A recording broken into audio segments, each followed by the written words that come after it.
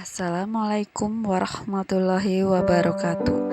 Saya Leni Dwi Sudarsono akan mempresentasikan tentang pengertian, tujuan, dan dimensi pendidikan PKN di SD. Yang pertama tentang pengertian pendidikan PKN di SD. Pendidikan kewarganegaraan adalah wahana untuk mengembangkan dan melestarikan nilai luhur dan moral yang berakar pada budaya bangsa Indonesia yang diharapkan dapat diwujudkan dalam bentuk perilaku dalam kehidupan sehari-hari siswa, baik sebagai individu, masyarakat, warga negara, dan makhluk ciptaan Tuhan Yang Maha Esa. Perilaku-perilaku tersebut adalah seperti yang tercantum di dalam penjelasan Undang-Undang tentang Pendidikan Nasional Pasal 39 ayat 2, yaitu perilaku yang memancarkan iman dan takwa terhadap Tuhan Yang Maha Esa dalam masyarakat yang terdiri dari berbagai golongan agama, perilaku yang bersifat kemanusiaan yang adil dan beradab, perilaku yang mendukung persatuan bangsa dalam bermasyarakat, yang beraneka ragam budaya dan beraneka ragam kepentingan, perilaku yang mendukung kerakyatan, yang mengutamakan kepentingan perorangan dan golongan sehingga perbedaan pemikiran, pendapat, atau kepentingan di atas melalui musyawarah dan mufakat, serta perilaku yang mendukung upaya untuk mewujudkan keadilan sosial bagi seluruh rakyat Indonesia. Tujuan pendidikan PKN menurut Permendiknas Nomor 22 Tahun 2006 tentang standar isi. Yang pertama, berpikir secara kritis, rasional, dan kreatif dalam menanggapi isu kewarganegaraan. Yang kedua, berpartisipasi secara aktif dan bertanggung jawab dan bertindak secara cerdas dalam kegiatan bermasyarakat, berbangsa, dan bernegara serta anti korupsi. Yang ketiga, berkembang secara positif dan demokratis untuk membentuk diri berdasarkan karakter-karakter masyarakat Indonesia agar dapat hidup bersama dengan bangsa-bangsa lainnya. Yang keempat, berinteraksi dengan bangsa-bangsa lain dalam pencaturan dunia secara langsung ataupun tidak langsung dengan memanfaatkan teknologi informasi dan komunikasi. Tujuan pendidikan PKN di SD. Yang pertama, memberikan pengertian, pengetahuan, dan pemahaman tentang Pancasila yang baik dan syah.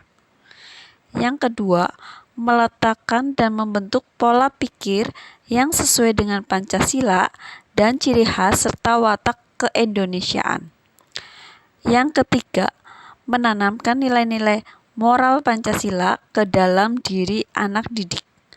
Yang keempat, menggugah kesadaran anak didik sebagai warga negara dan warga masyarakat Indonesia untuk selalu mempertahankan dan melestarikan nilai-nilai moral Pancasila tanpa menutup kemungkinan bagi diakomodasikannya nilai-nilai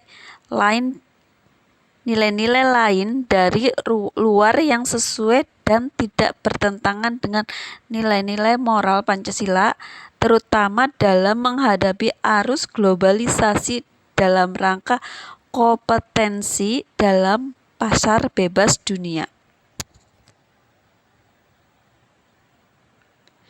Yang kelima, memberikan motivasi agar dalam setiap langkah laku lampahnya bertindak dan berperilaku sesuai dengan nilai moral dan norma Pancasila.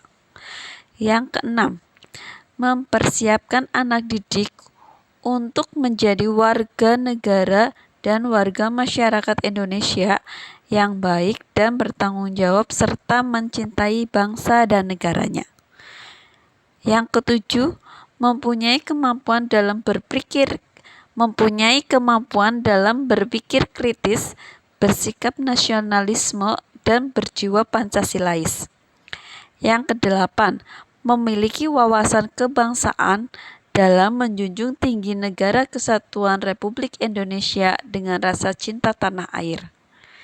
Yang kesembilan, memiliki rasa persatuan dan kesatuan dalam mempertahankan bangsa Indonesia jadi lebih baik. Yang kesepuluh, memiliki mindset dalam memecahkan masalah yang terjadi di dalam negara. Yang kesebelas, memiliki karya inovatif untuk mengangkat harkat dan martabat di depan negara-negara lain. Yang kedua belas, menjiwai nilai-nilai Pancasila dalam kehidupan sehari-hari. Dimensi pembelajaran PKN.